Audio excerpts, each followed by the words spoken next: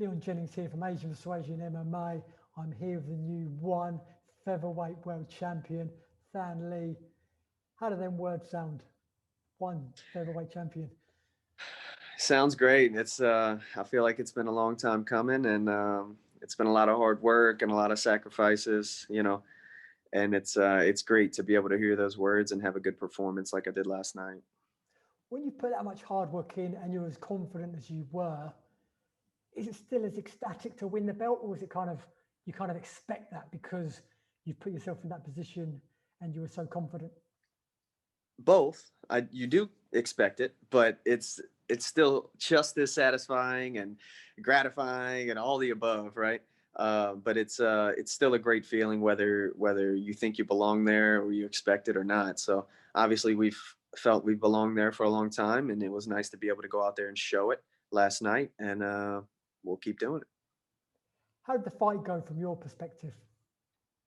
I thought the first two rounds went really well. I was doing a lot of movement, a lot of landing shots, hard shots, and working the games that I wanted to work.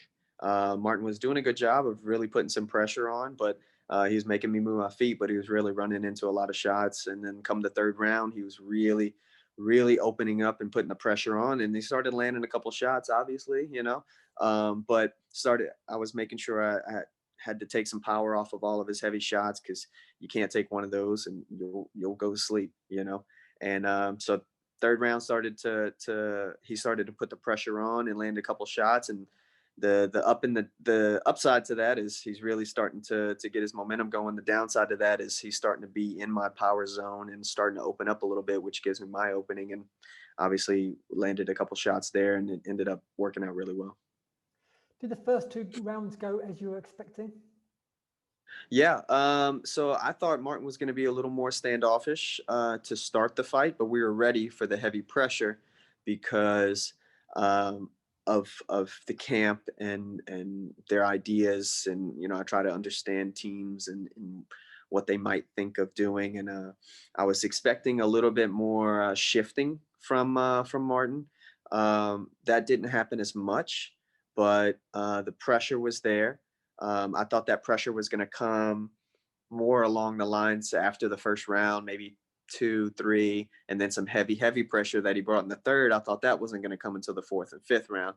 So it was just as we expected, just a little sooner than we thought the schedule was. But we had to make sure we took advantage, do our game plan, and we were ready for anything. So So, like I say, in that third round, he became a lot more aggressive. It looked like the fight had kind of turned in that direction, and then all of a sudden, it's game over, and you've got the knockout win.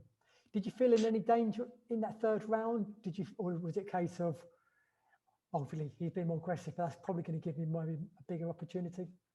100%. I knew that my opportunity was going to open up from all those heavy shots that he was trying to land and throw, and that heavy, heavy pressure.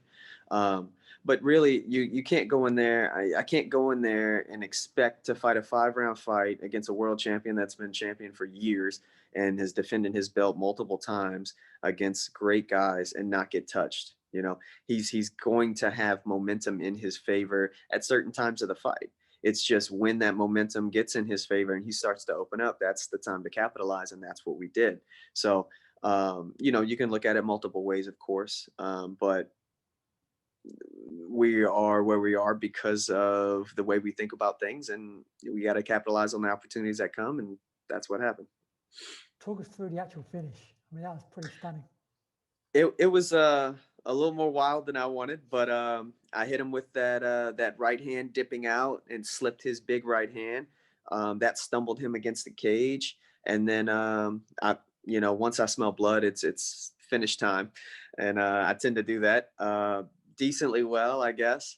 And that's something that I'm known for. So I really went in there and started swinging the hammers, and that's a good time for me to trade in the pocket with guys because he's not Martin anymore. He's 60, 70% of what Martin was, right? Because of the shot that wobbled him. So at that moment, now we can start letting the shots go. Now we can plant our feet and just let the shots go left and right. We ended up stumbling around like two deer on ice a little bit, hit the canvas, pop back up. But as soon as we popped back up, I landed a heavy left hand, put him against the cage, and then that right kind of 45-degree uppercut really finished the fight. Those were two hard shots, man. How are you feeling today? I think afterwards, I don't think you had the media that you had medical attention, but Yeah. how's your body My today? hands are all jacked up, but no, nothing's broken or anything like that. Just sore, you know. Um, he landed a good inside leg kick. You know, I felt that a little bit last night.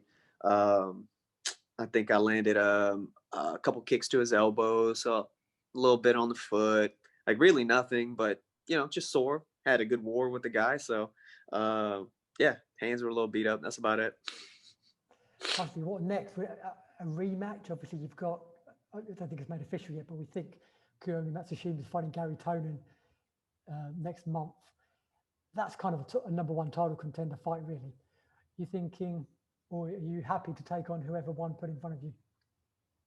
You know, we'll go back and discuss it with the team. Obviously, we want to make smart decisions and really face the greatest opposition possible. I talked to somebody about this in a previous interview. It really, because I made mentions of going up in the division.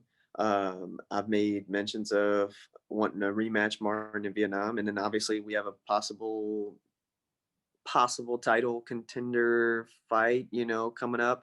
So those are a lot of options that we want to take a look at. I really want to fight the best guys in the division. That's what I've said from day one. This belt gives me that opportunity, right? Like it gives me the chance to see who the biggest challenge is for me and fight that guy. Whether that means going up a weight class, whether that means doing a rematch with Martin in Vietnam and fighting this man again since it was such a tough fight, or seeing who the next guy in line is. So I'm open for it all. Obviously, I'm going to end up doing it all, obviously, but we've got to see, you know, what we want to do next. Cool. Sounds like you kind of got it all planned. Uh, What's the celebration involved now? I mean, obviously it's a little bit different circumstances than a normal celebration, I guess. yeah, we're in quarantine for a little while, so it's you get some time to yourself to reflect and you know, I'm already writing things down that we need to improve on based on the fight and things that, you know, training's going to start up as soon as I get back home. So I've already got days planned out for certain, you know, strategy days and certain skill set building days on what to build and what to do next. Obviously, we don't plan on giving up this belt anytime soon, so that's got to be in the works immediately. Um, yeah, so that, and then once we get back home, then of course it's celebrate with the family time, eat like crazy, get a little fat, yeah, party a little bit. We'll see. Well deserved. Epic fight last night. Great performance. Can't wait to see your first title defense. Me either. I cannot wait. Thank you for talking to us today. Yeah, thanks so much. Cool. Cheers. Thank you. All right.